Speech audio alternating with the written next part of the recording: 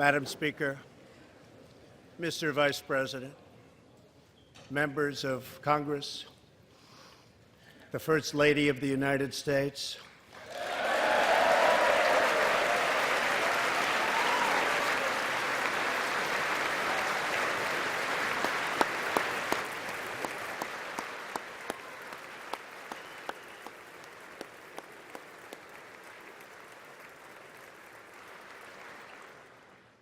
and my fellow Americans. We meet tonight at a moment of unlimited potential. As we begin a new Congress, I stand here ready to work with you to achieve historic breakthroughs for all Americans. Millions of our fellow citizens are watching us now gathered in this great chamber, hoping that we will govern not as two parties, but as one nation.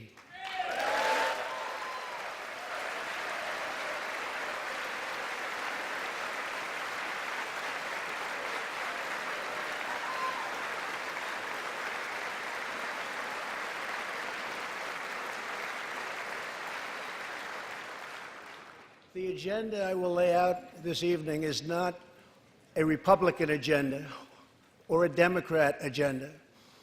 It's the agenda of the American people. Many of us have campaigned on the same core promises to defend American jobs and demand fair trade for American workers, to rebuild and revitalize our nation's infrastructure, to reduce the price of health care and prescription drugs, to create an immigration system that is safe, lawful, modern, and secure, and to pursue a foreign policy that puts America's interest first. There is a new opportunity in American politics if only we have the courage together to seize it.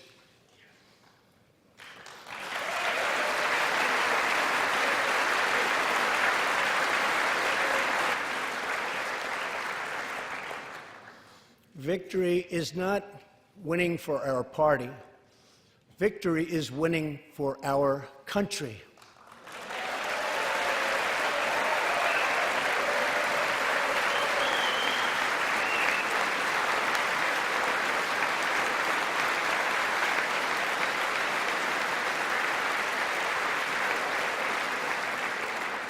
This year, America will recognize two important anniversaries that show us the majesty of America's mission and the power of American pride.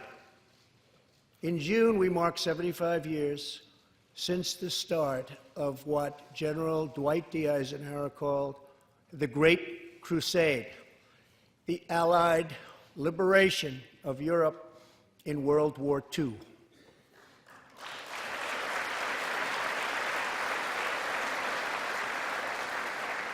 On D-Day, June 6, 1944, 15,000 young American men jumped from the sky, and 60,000 more stormed in from the sea to save our civilization from tyranny. Here with us tonight are three of those incredible heroes. Private First Class Joseph Riley, Staff Sergeant Irving Locker, and Sergeant Herman Zaitchik. Hey.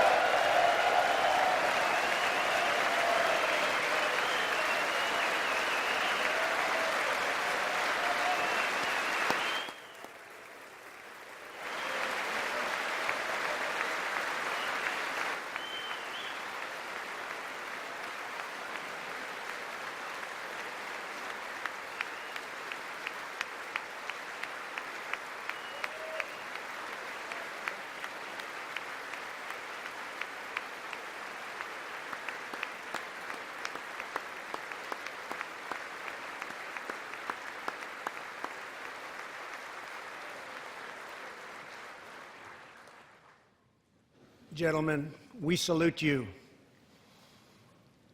In 2019, we also celebrate 50 years since brave young pilots flew 250,000 miles through space to plant the American flag on the face of the moon. Half a century later, we are joined by one of the Apollo 11 astronauts who planted that flag, Buzz Aldrin.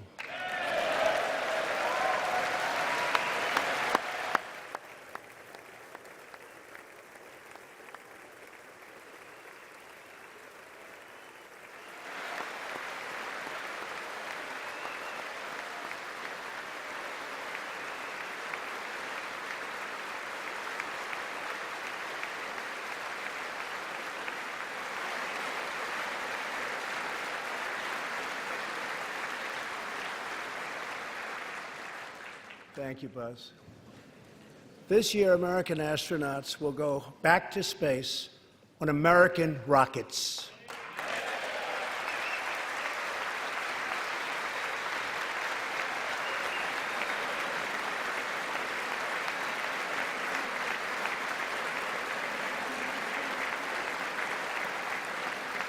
In the 20th century, America saved freedom, transformed science, redefined the middle class, and when you get down to it, there's nothing anywhere in the world that can compete with America.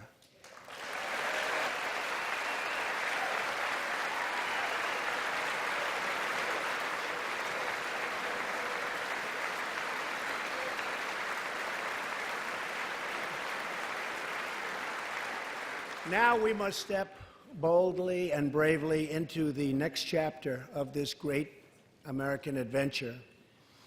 And we must create a new standard of living for the 21st century. An amazing quality of life for all of our citizens is within reach.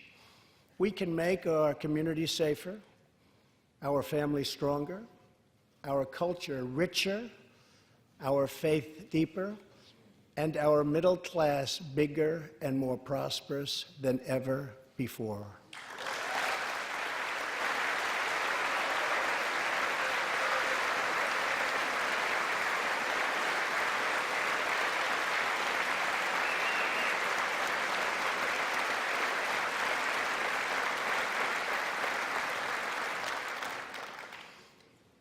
But we must reject the politics of revenge, resistance, and retribution, and embrace the boundless potential of cooperation, compromise, and the common good.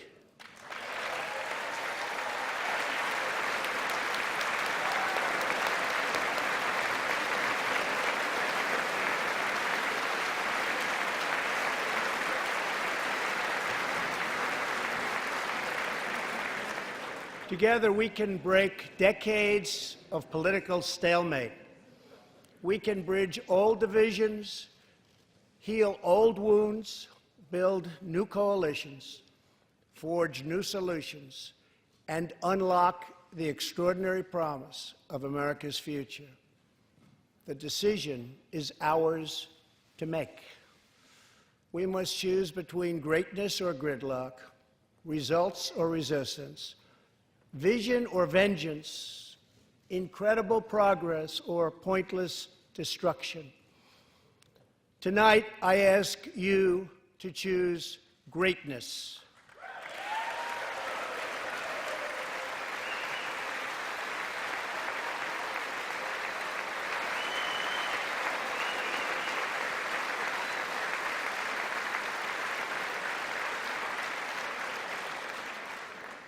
Over the last 2 years, my administration has moved with urgency and historic speed to confront problems neglected by leaders of both parties over many decades. In just over 2 years since the election, we have launched an unprecedented economic boom, a boom that has rarely been seen before. There's been nothing like it. We have created 5.3 million new jobs, and importantly added 600,000 new manufacturing jobs, something which almost everyone said was impossible to do. But the fact is, we are just getting started.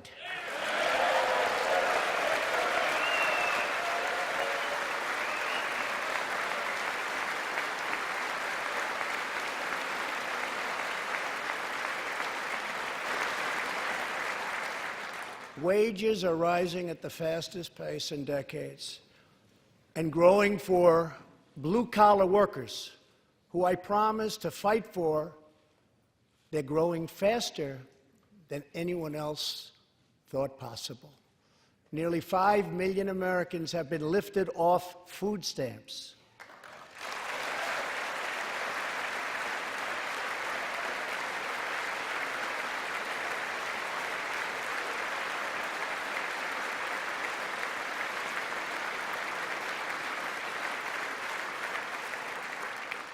The U.S. economy is growing almost twice as fast today as when I took office. And we are considered far and away the hottest economy anywhere in the world, not even close.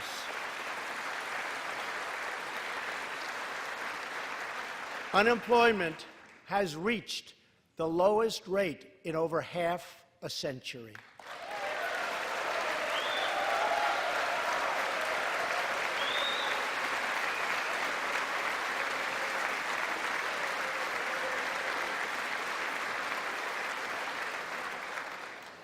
African American, Hispanic American, and Asian American unemployment have all reached their lowest levels ever recorded.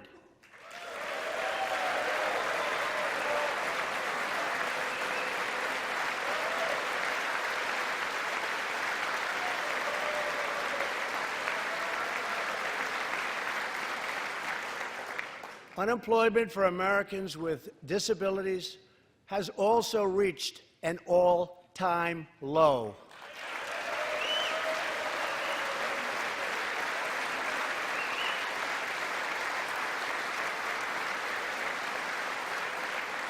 More people are working now than at any time in the history of our country. 157 million people at work.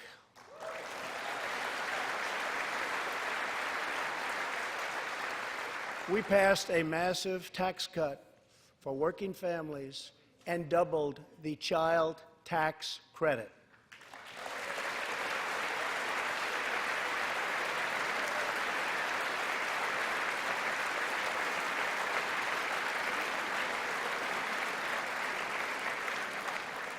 We virtually ended the estate tax, or death tax, as it is often called, on small businesses, for ranches, and also for family farms.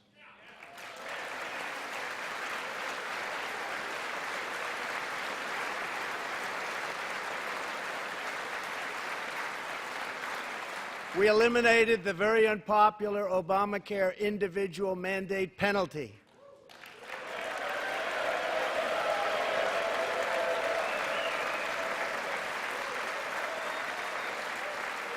And to give critically ill patients access to life-saving cures, we passed, very importantly, right to try.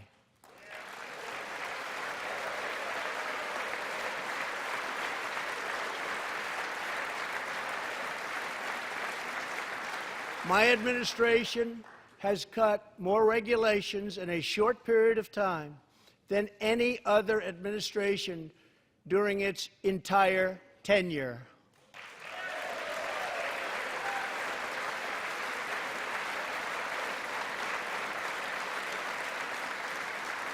Companies are coming back to our country in large numbers, thanks to our historic reductions in taxes and regulations.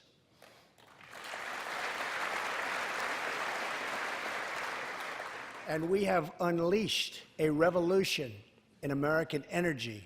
The United States is now the #1 producer of oil and natural gas anywhere in the world.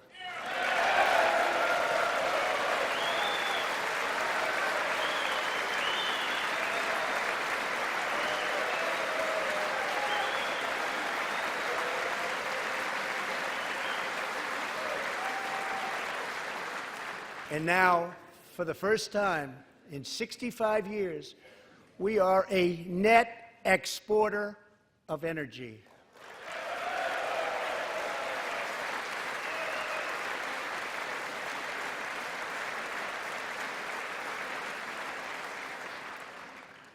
After 24 months of rapid progress, our economy is the envy of the world. Our military is the most powerful on earth by far. And America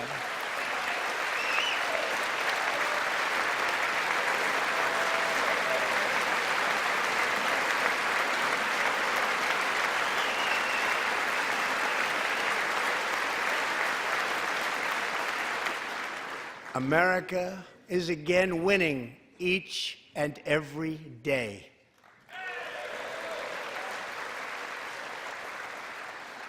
Members of Congress, the state of our union is strong.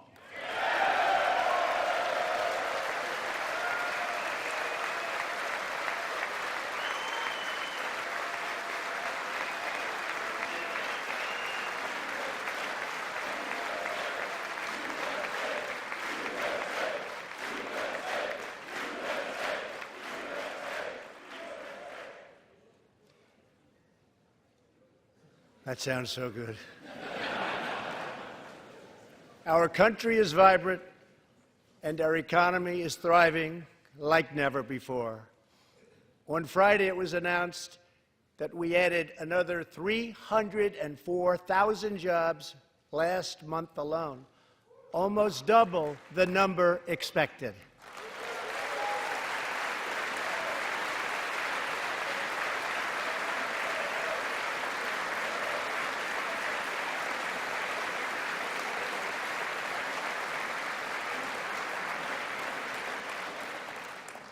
An economic miracle is taking place in the United States, and the only thing that can stop it are foolish wars, politics, or ridiculous partisan investigations.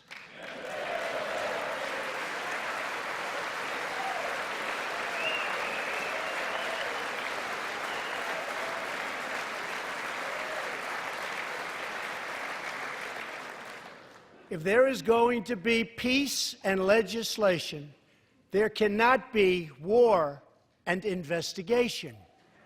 It just doesn't work that way. We must be united at home to defeat our adversaries abroad. This new era of cooperation can start with finally confirming the more than 300 highly qualified nominees who are still stuck in the Senate, in some cases years and years waiting. Not right.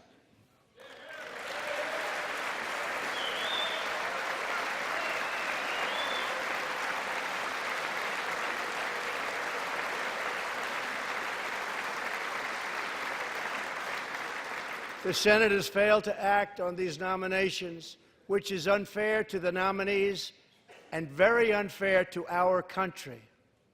Now is the time for bipartisan action. Believe it or not, we have already proven that that's possible.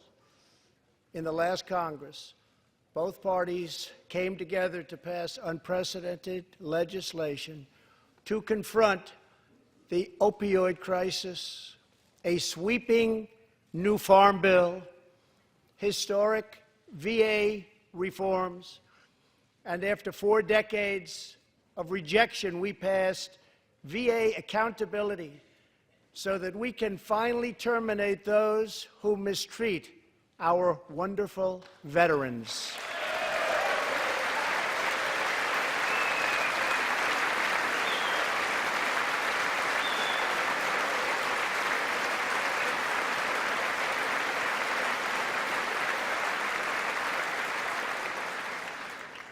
And just weeks ago, both parties united for groundbreaking criminal justice reform. They said it couldn't be done.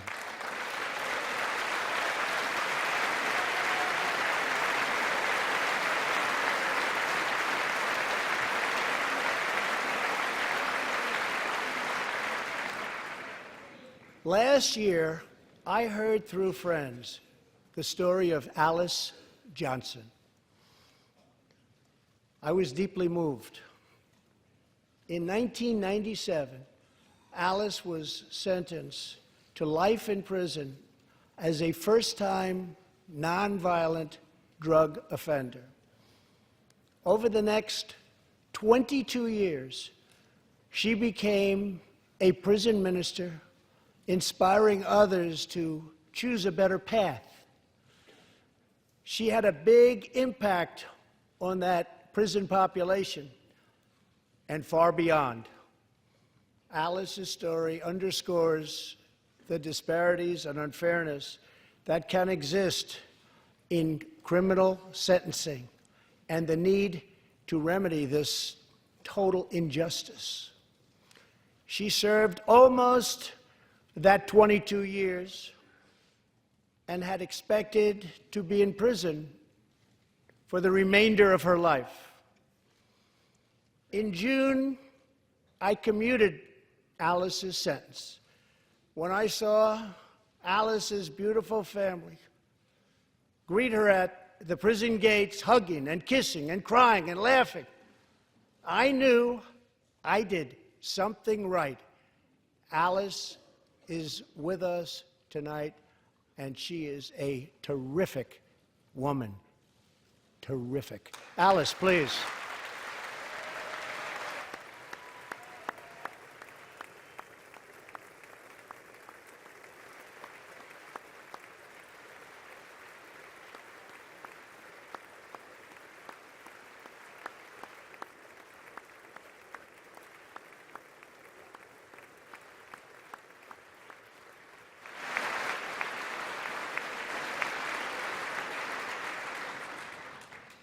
Alice, thank you for reminding us that we always have the power to shape our own destiny. Thank you very much, Alice. Thank you very much.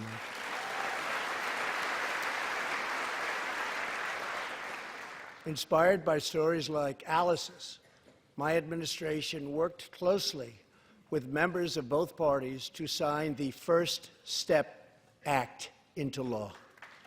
Big deal. It's a big deal.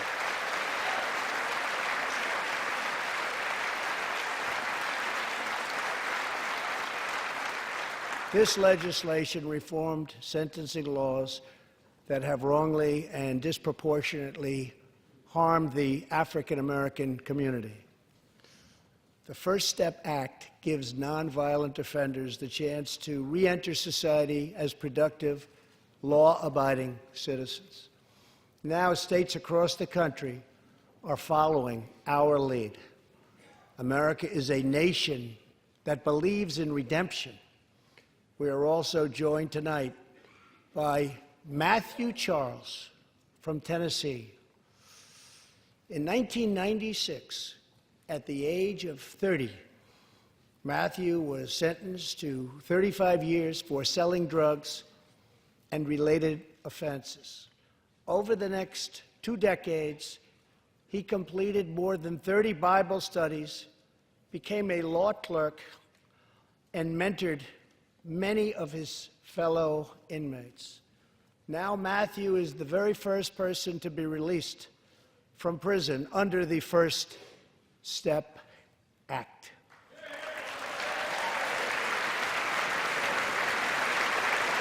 Matthew, please.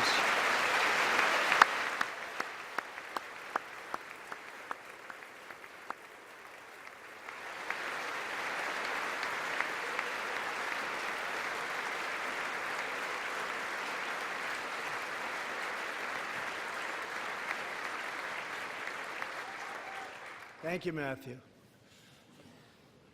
Welcome home.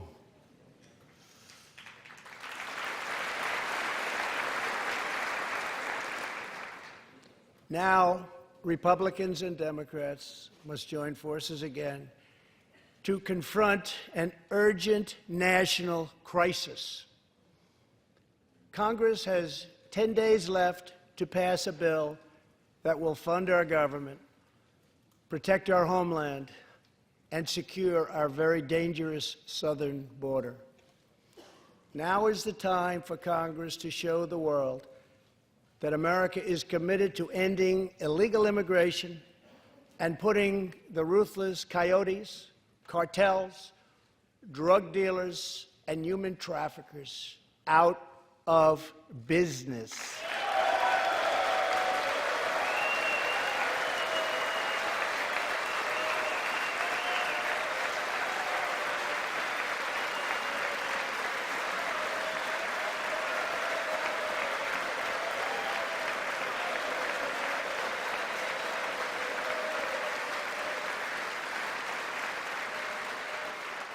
As we speak, large, organized caravans are on the march to the United States. We have just heard that Mexican cities, in order to remove the illegal immigrants from their communities, are getting trucks and buses to bring them up to our country in areas where there is little border protection. I have ordered another 3,750 troops to our southern border to prepare for this tremendous onslaught. This is a moral issue. The lawless state of our southern border is a threat to the safety, security, and financial well-being of all America. We have a moral duty to create an immigration system that protects the lives and jobs of our citizens. This includes our obligation to the millions of immigrants living here today who followed the rules and respected our laws. Legal immigrants enrich our nation and strengthen our society in countless ways.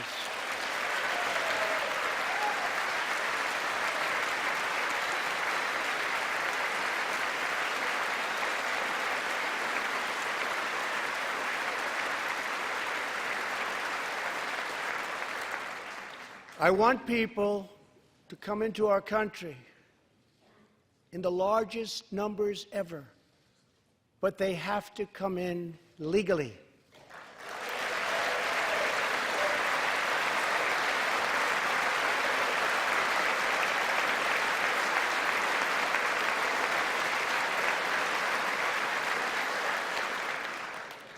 Tonight I am asking you to defend our very dangerous southern border out of love and devotion to our fellow citizens and to our country. No issue better illustrates the divide between America's working class and America's political class than illegal immigration. Wealthy politicians and donors push for open borders while living their lives behind walls and gates and guards.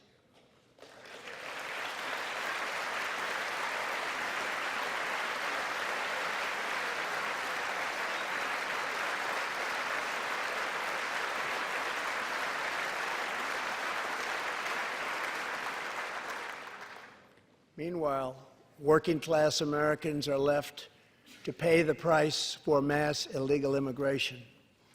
Reduced jobs, lower wages, overburdened schools, hospitals that are so crowded you can't get in, increased crime, and a depleted social safety net.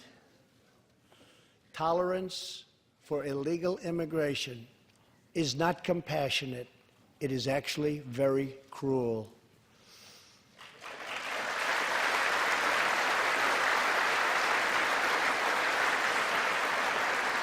One in 3 women is sexually assaulted on the long journey north. Smugglers use migrant children as human pawns to exploit our laws and gain access to our country. Human traffickers and sex traffickers take advantage of the wide open areas between our ports of entry to smuggle thousands of young girls and women into the United States and to sell them into prostitution and modern-day slavery. Tens of thousands of innocent Americans are killed by lethal drugs that cross our border and flood into our cities, including meth, heroin, cocaine, and fentanyl. The savage gang, MS-13, now operates in at least 20 different American states, and they almost all come through our southern border. Just yesterday, an MS-13 gang member was taken into custody for a fatal shooting on a subway platform in New York City. We are removing these gang members by the thousands, but until we secure our border, they're going to keep streaming right back in. Year after year, countless Americans are murdered by criminal, illegal aliens. I've gotten to know many wonderful angel moms and dads and families. No one should ever have to suffer the horrible heartache that they have had to endure. Here tonight is Debra Bissell. Just 3 weeks ago, Debra's parents, Gerald and Sharon, were burglarized and shot to death in their Reno, Nevada home by an illegal alien. They were in their 80s and are survived by 4 children, 11 grandchildren, and 20 great-grandchildren. Also here tonight are Gerald and Sharon's granddaughter, Heather, and great-granddaughter, Madison. To Debra, Heather, Madison, please stand. Few can understand your pain. Thank you, and thank you for being here. Thank you very much.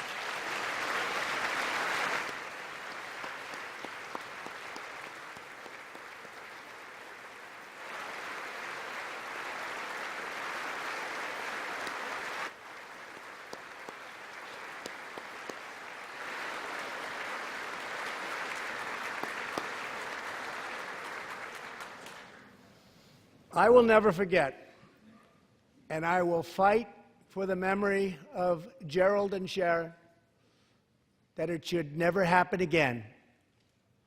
Not one more American life should be lost because our nation failed to control its very dangerous border.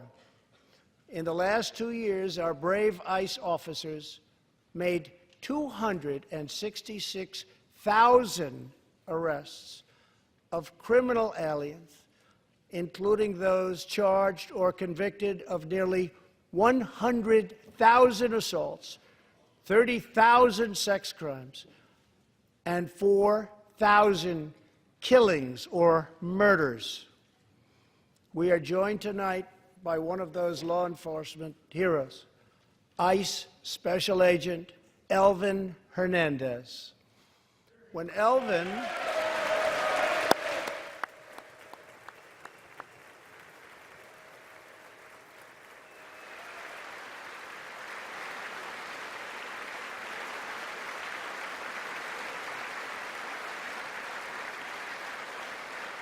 Thank you. When Elvin was a boy, he and his family legally immigrated to the United States from the Dominican Republic. At the age of 8, Elvin told his dad he wanted to become a special agent. Today, he leads investigations into the scourge of international sex trafficking. Elvin says that if I can make sure these young girls get their justice, I've really done my job. Thanks to his work and that of his incredible colleagues, more than 300 women and girls have been rescued from the horror of this terrible situation, and more than 1,500 sadistic traffickers have been put behind bars.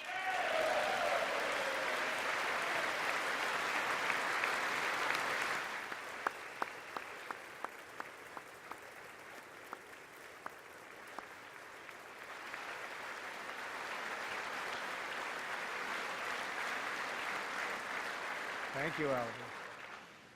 We will always support the brave men and women of law enforcement, and I pledge to you tonight that I will never abolish our heroes from ICE. Thank you.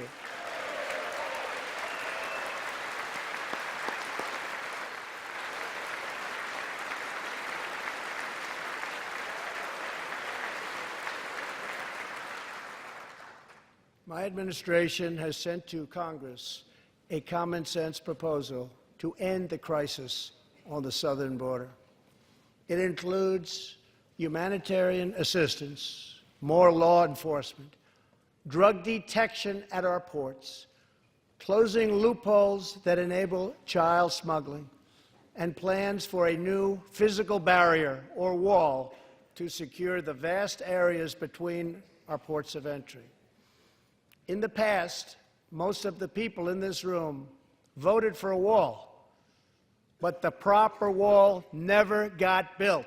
I will get it built.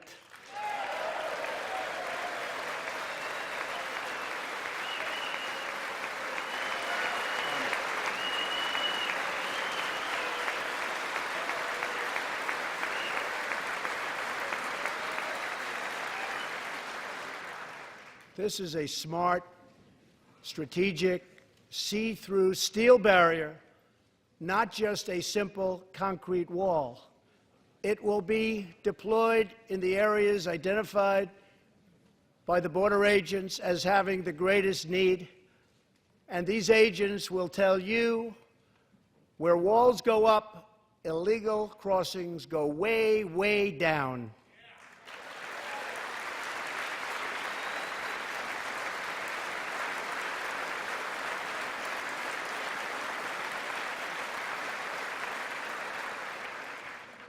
San Diego used to have the most illegal border crossings in our country. In response, a strong security wall was put in place. This powerful barrier almost completely ended illegal crossings. The border city of El Paso, Texas, used to have extremely high rates of violent crime, one of the highest in the entire country, and considered one of our nation's most dangerous cities. Now, immediately upon its building, with a powerful barrier in place, El Paso is one of the safest cities in our country. Simply put, walls work and walls save lives.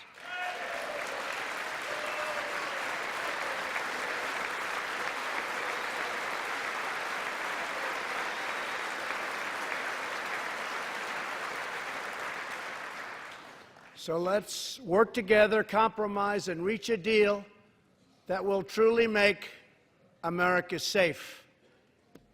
As we work to defend our people's safety, we must also ensure our economic resurgence continues at a rapid pace. No one has benefited more from our thriving economy than women, who have filled 58% of the newly created jobs last year.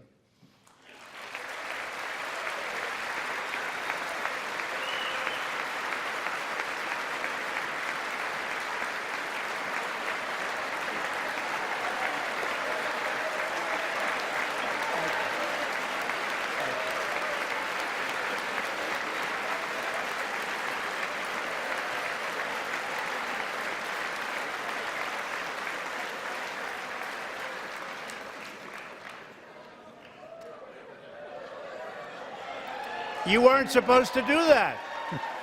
Thank you very much. Thank you very much. All Americans can be proud that we have more women in the workforce than ever before.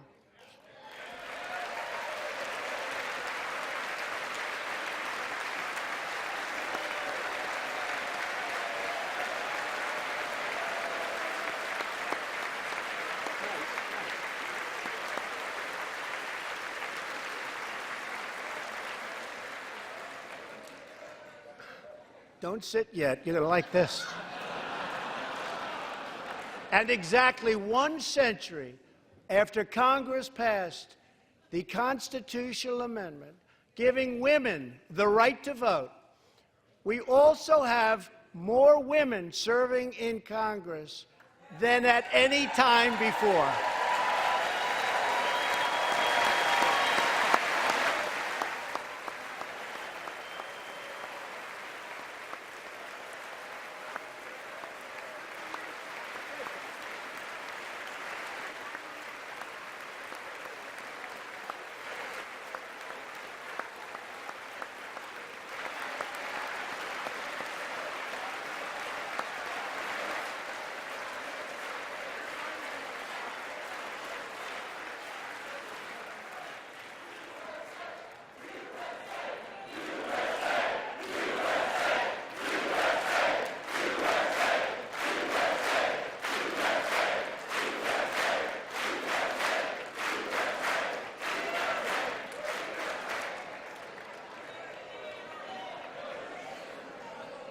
That's great. Really great. And congratulations. That's great. As part of our commitment to improving opportunity for women everywhere, this Thursday, we are launching the first ever government-wide initiative focused on economic empowerment for women in developing countries. To build on, thank you. To build on our incredible economic success, one priority is paramount: reversing decades of calamitous trade policies. So bad. We are now making it clear to China that after years of targeting our industries and stealing our intellectual property, the theft of American jobs and wealth has come to an end.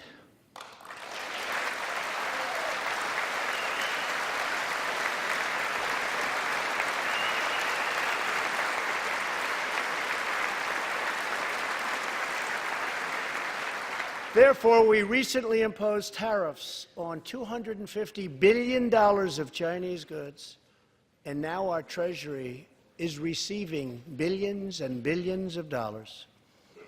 But I don't blame China for taking advantage of us. I blame our leaders and representatives for allowing this travesty to happen. I have great respect for President Xi, and we are now working on a new trade deal with China. But it must include real structural change to end unfair trade practices, reduce our chronic trade deficit, and protect American jobs.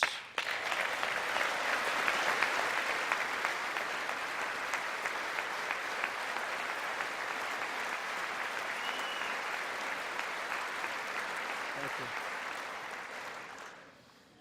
Another historic trade blunder was the catastrophe known as NAFTA.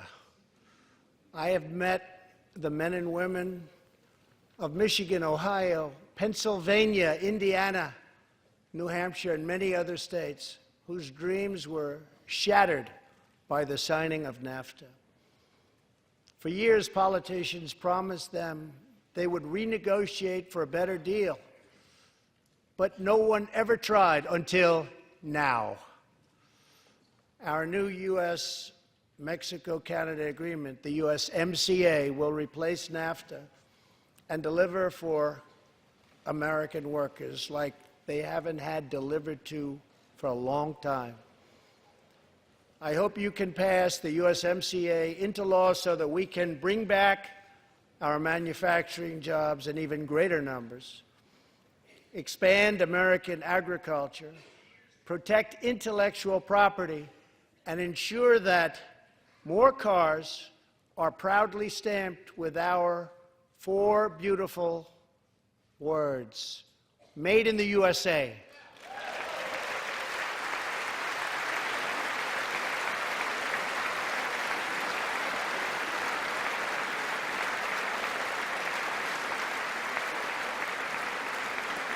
Tonight, I am also asking you to pass the United States Reciprocal Trade Act so that if another country places an unfair tariff on an American product, we can charge them the exact same tariff on the exact same product that they sell to us.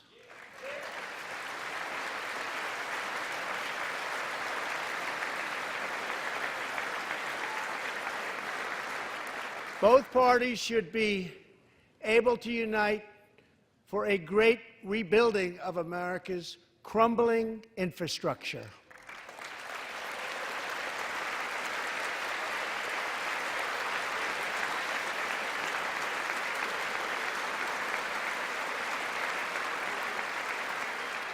I know that Congress is eager to pass an infrastructure bill, and I am eager to work with you on legislation to deliver new and important infrastructure investment, including investments in the cutting-edge industries of the future. This is not an option. This is a necessity. The next major priority for me and for all of us should be to lower the cost of health care and prescription drugs and to protect patients with pre-existing conditions.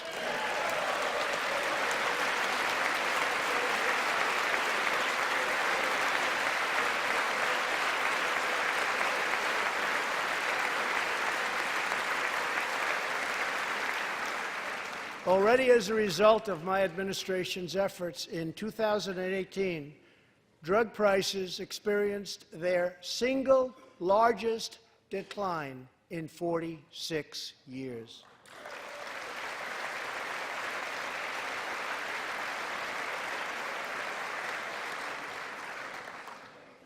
But we must do more.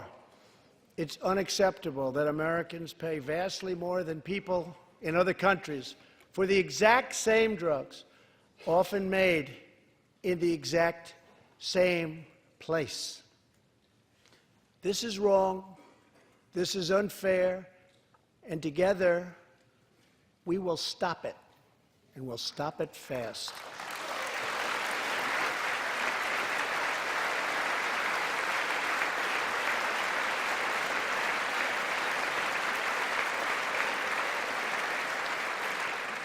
I am asking Congress to pass legislation that finally takes on the problem of global freeloading and delivers fairness and price transparency for American patients, finally.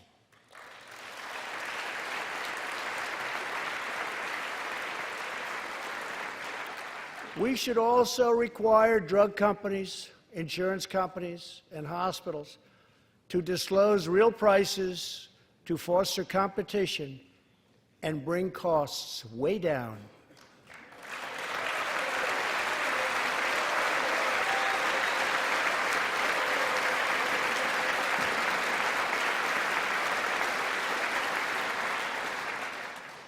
No force in history has done more to advance the human condition than American freedom. In recent years,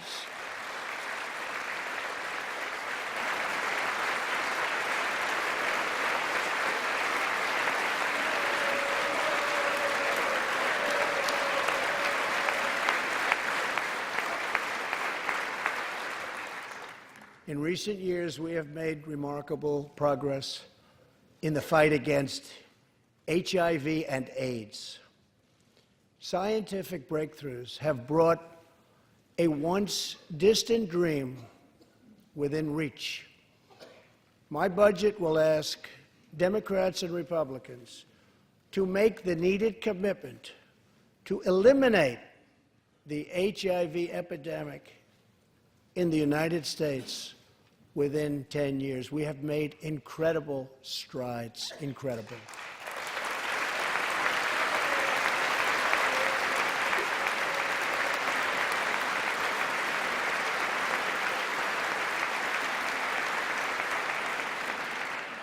Together, we will defeat AIDS in America and beyond.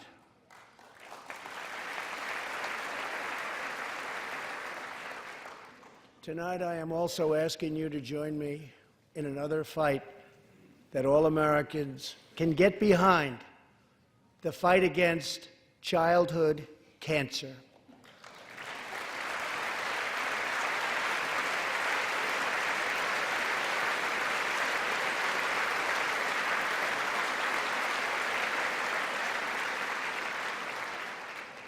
Joining Melania in the gallery this evening is a very brave 10-year-old girl, Grace Eline. Every birthday,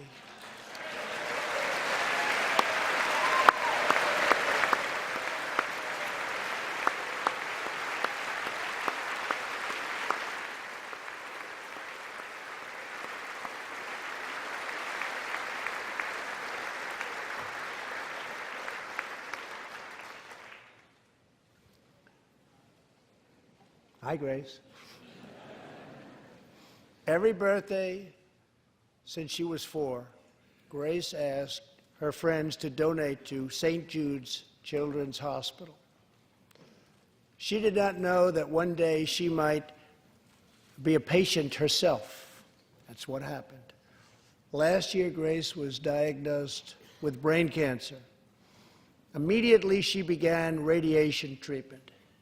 At the same time, she rallied her community and raised more than $40,000 for the fight against cancer.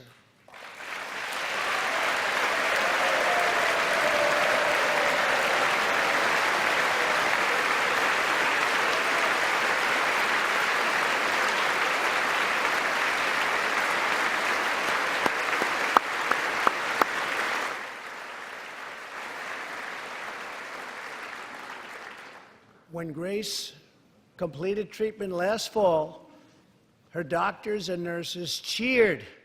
They loved her. They still love her. With tears in their eyes as she hung up a poster that read, "Last day of chemo."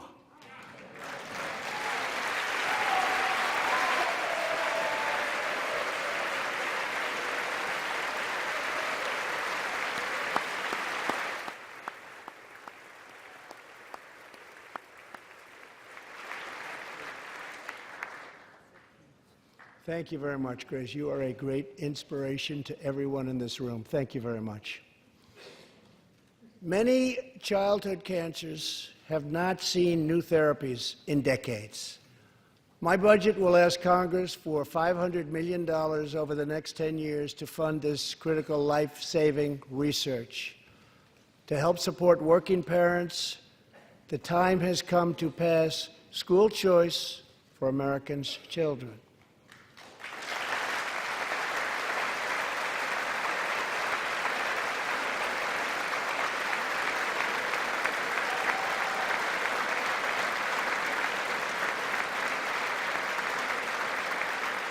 I am also proud to be the first president to include in my budget a plan for nationwide paid family leave so that every new parent has the chance to bond with their newborn child.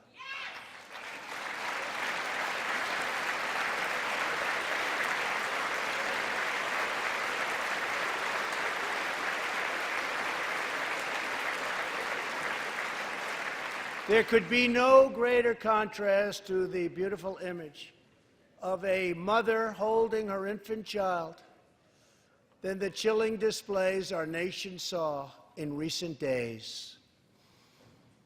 Lawmakers in New York cheered with delight upon the passage of legislation that would allow a baby to be ripped from the mother's womb moments from birth.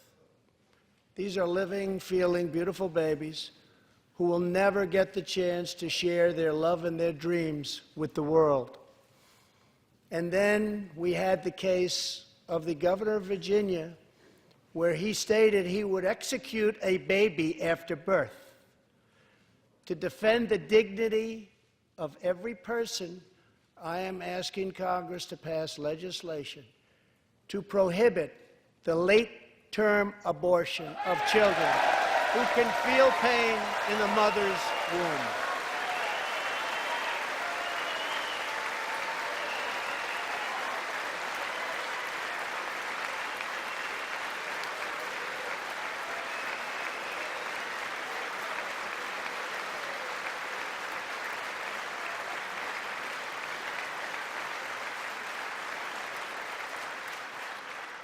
Let us work together to build a culture that cherishes innocent life.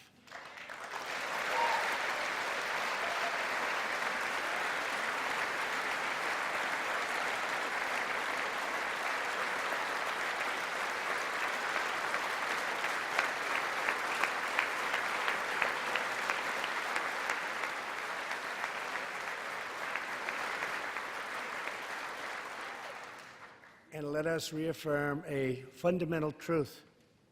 All children, born and unborn, are made in the holy image of God. The final part of my agenda is to protect American security. Over the last 2 years, we have begun to fully rebuild the United States military with $700 billion last year and $716 billion this year. We are also getting other nations to pay their fair share. Finally.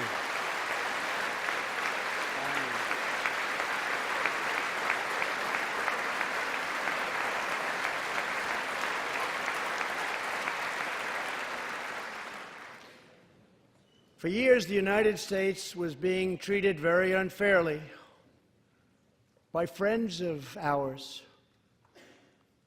members of NATO.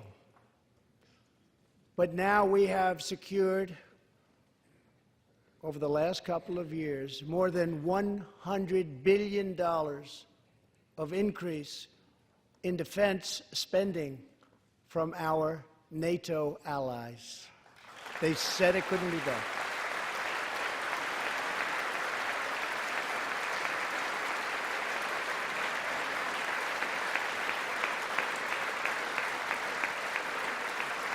As part of our military buildup, the United States is developing a state-of-the-art missile defense system.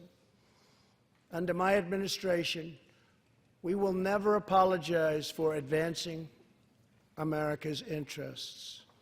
For example, decades ago, the United States entered into a treaty with Russia in which we agreed to limit and reduce our missile capability.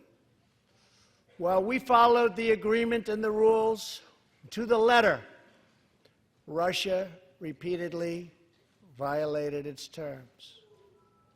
It's been going on for many years. That is why I announced that the United States is officially withdrawing from the Intermediate Range Nuclear Forces Treaty, or INF Treaty. Perhaps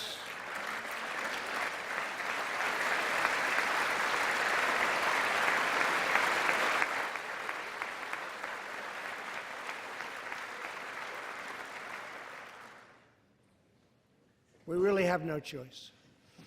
Perhaps we can negotiate a different agreement, adding China and others.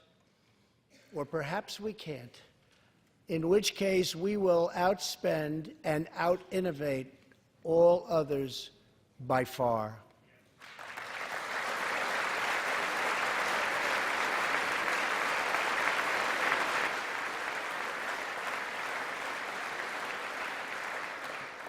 As part of a bold new diplomacy, we continue our historic push for peace on the Korean Peninsula.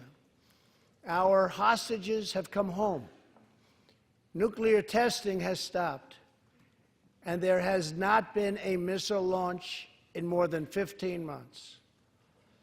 If I had not been elected President of the United States, we would right now, in my opinion, be in a major war with North Korea.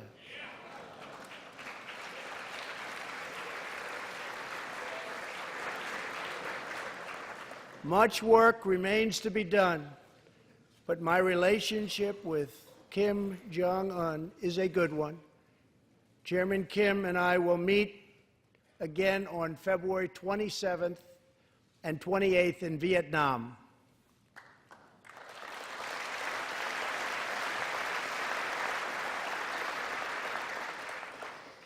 2 weeks ago, the United States officially recognized the legitimate government of Venezuela and its new president, Juan Guaido.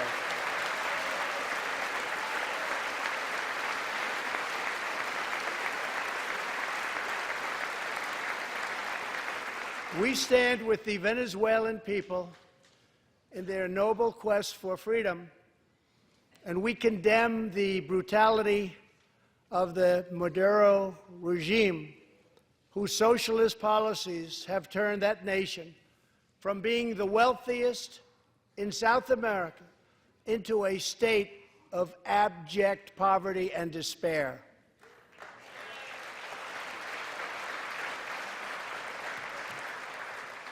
Here in the United States, we are alarmed by the new calls to adopt socialism in our country.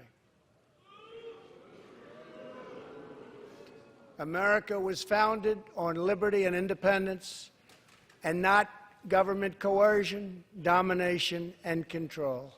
We are born free, and we will stay free.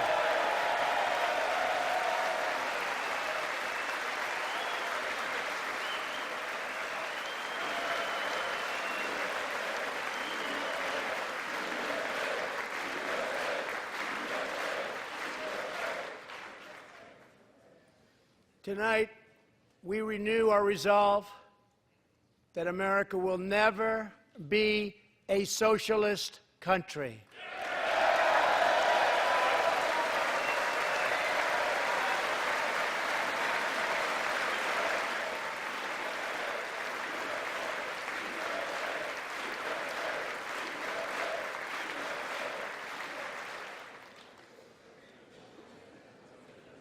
One of the most complex set of challenges we face, and have for many years, is in the Middle East.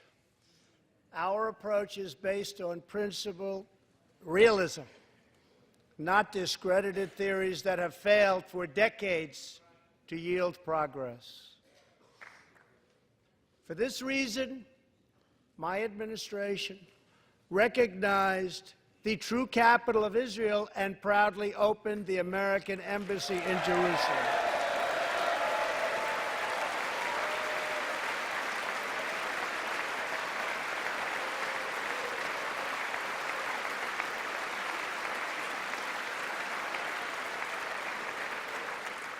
Our brave troops have now been fighting in the Middle East for almost 19 years. In Afghanistan and Iraq, nearly 7,000 American heroes have given their lives. More than 52,000 Americans have been badly wounded.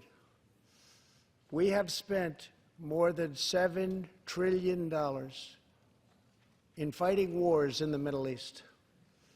As a candidate for president, I loudly pledged a new approach. Great nations do not fight endless wars.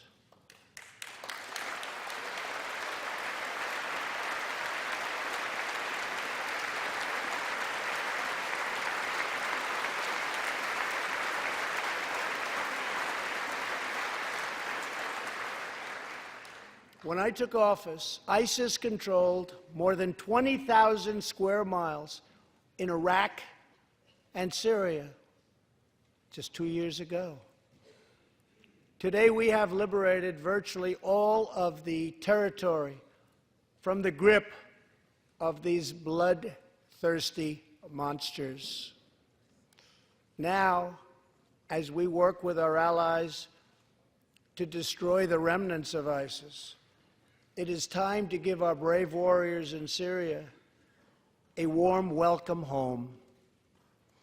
I have also accelerated our negotiations to reach, if possible, a political settlement in Afghanistan.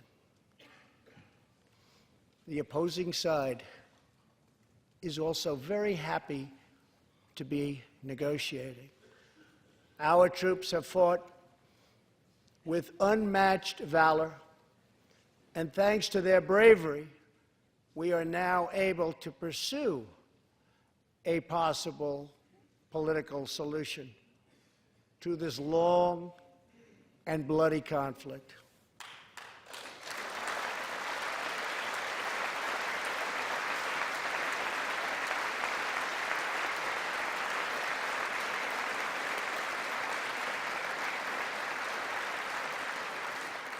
In Afghanistan, my administration is holding constructive talks with a number of Afghan groups, including the Taliban.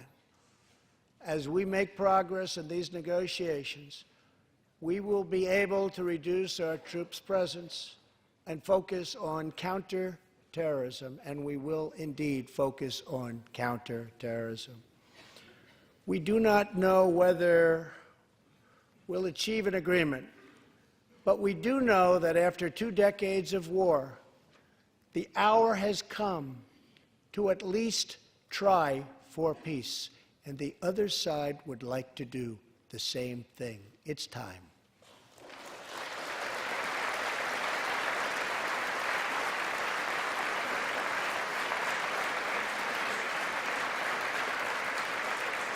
Above all, friend and foe alike must never doubt this nation's power and will to defend our people. 18 years ago, violent terrorists attacked the USS Cole, and last month, American forces killed one of the leaders of that attack.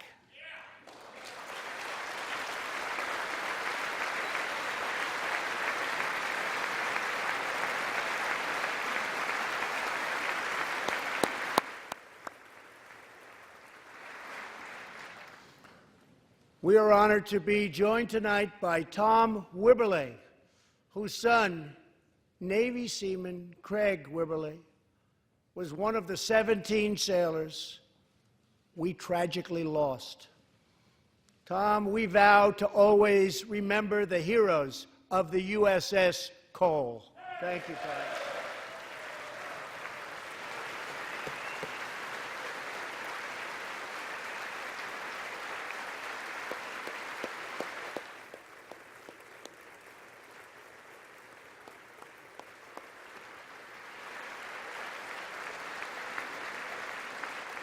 My administration has acted decisively to confront the world's leading state sponsor of terror, the radical regime in Iran.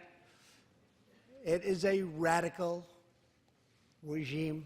They do bad, bad things. To ensure this corrupt dictatorship never acquires nuclear weapons, I withdrew the United States from the disastrous Iran nuclear deal.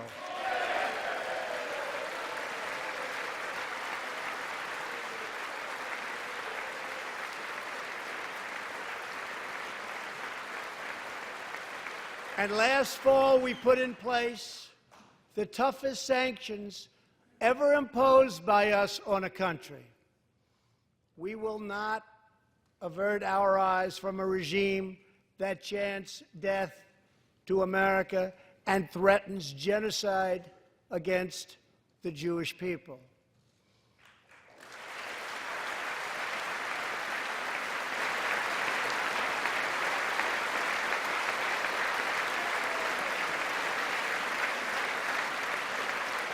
We must never ignore the vile poison of anti-Semitism or those who spread its venomous creed. With one voice, we must confront this hatred anywhere and everywhere it occurs. Just months ago, 11 Jewish Americans were viciously murdered in an anti-Semitic attack on the Tree of Life Synagogue in Pittsburgh. SWAT officer Timothy Matson raced into the gunfire and was shot 7 times chasing down the killer, and he was very successful. Timothy has just had his 12th surgery, and he's going in for many more. but he made the trip to be here with us tonight. Officer Mattson, please.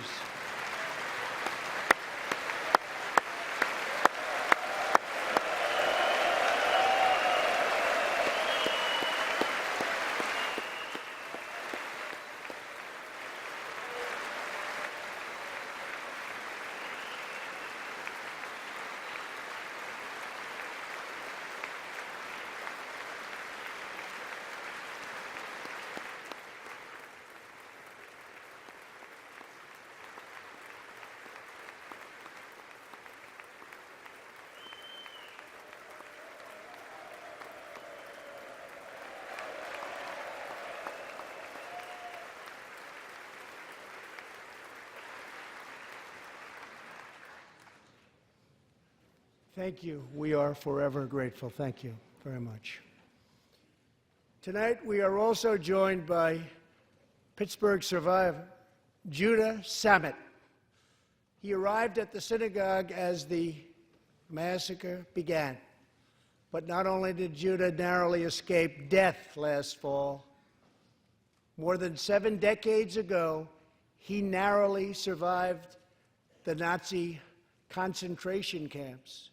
Today is Judah's 81st birthday.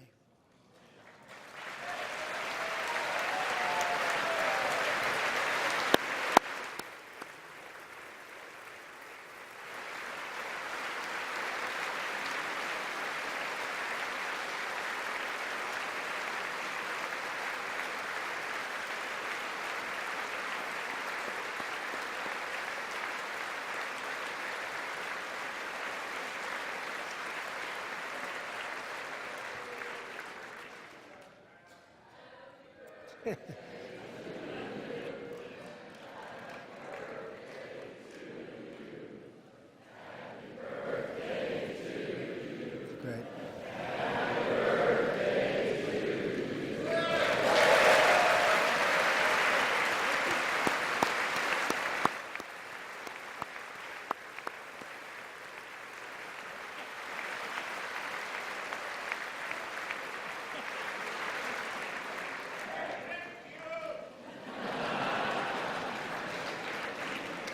They wouldn't do that for me, Judah.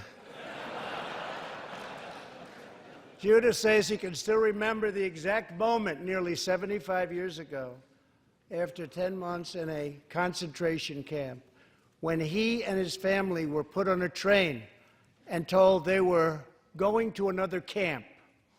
Suddenly, the train screeched to a very strong halt. A soldier appeared. Judah's family braced for the absolute worst. Then his father cried out with joy, "It's the Americans! It's the Americans!"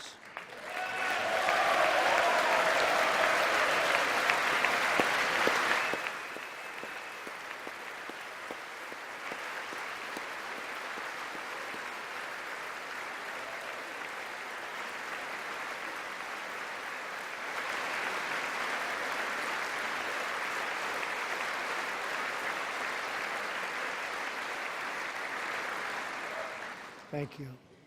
A second Holocaust survivor who is here tonight, Joshua Kaufman, was a prisoner at Dachau.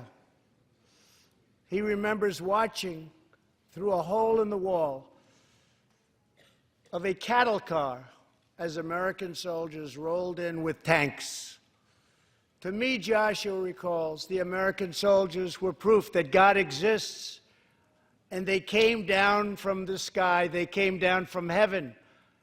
I began this evening by honoring 3 soldiers who fought on D-Day in the Second World War.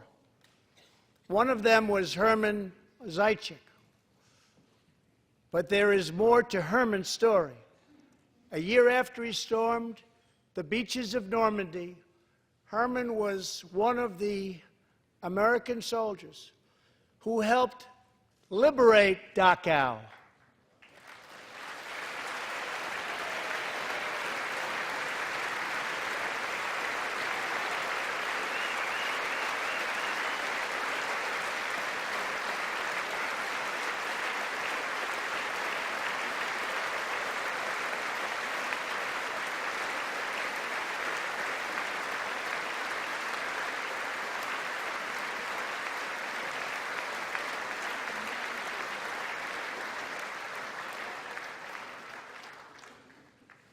He was one of the Americans who helped rescue Joshua from that hell on earth.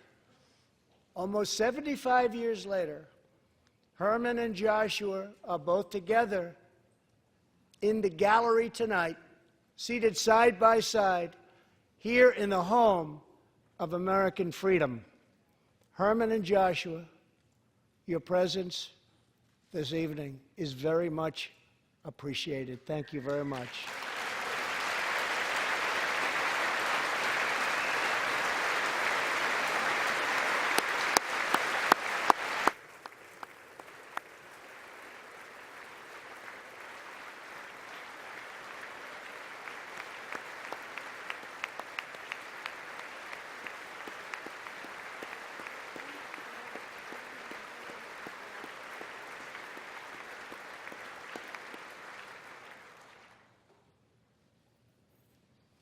Thank you. When American soldiers set out beneath the dark skies over the English Channel in the early hours of D-Day 1944, they were just young men of 18 and 19 hurtling on fragile landing craft toward the most momentous battle in the history of war. They did not know if they would survive the hour. They did not know if they would grow old, but they knew that America had to prevail. Their cause was this nation and generations yet unborn. Why did they do it? They did it for America. They did it for us. Everything that has come since our triumph over communism, our giant leaps of science and discovery, our unrivaled progress towards equality and justice, all of it is possible thanks to the blood and tears and courage and vision of the Americans who came before. Think of this Capitol. Think of this very chamber where lawmakers before you voted to end slavery, to build the railroads and the highways, and defeat fascism, to secure civil rights, and to face down evil empires. Here tonight, we have legislators from across this magnificent republic. You have come from the rocky shores of Maine and the volcanic peaks of Hawaii, from the snowy woods of Wisconsin and the red deserts of Arizona, from the green farms of Kentucky and the golden beaches of California. Together we represent the most extraordinary nation in all of history. What will we do with this moment? How will we be remembered? I ask the men and women of this Congress, look at the opportunities before us. Our most thrilling achievements are still ahead. Our most exciting journeys still await. Our biggest victories are still to come. We have not yet begun to dream. We must choose whether we are defined by our differences or whether we dare to transcend them. We must choose whether we squander our great inheritance or whether we proudly declare that we are Americans. We do the incredible. We defy the impossible. We conquer the unknown. This is the time to reignite the American imagination. This is the time to search for the tallest summit and set our sights on the brightest star. This is the time to rekindle the bonds of love and loyalty and memory that link us together as citizens, as neighbors, as patriots. This is our future, our fate, and our choice to make. I am asking you to choose greatness. No matter the trials we face, no matter the challenges to come, we must go forward together. We must keep America first in our hearts. We must keep freedom alive in our souls. And we must always keep faith in America's destiny. That one nation, under God, must be the hope and the promise and the light and the glory among all the nations of the world. Thank you, God bless you, and God bless America. Thank you very much. Thank you.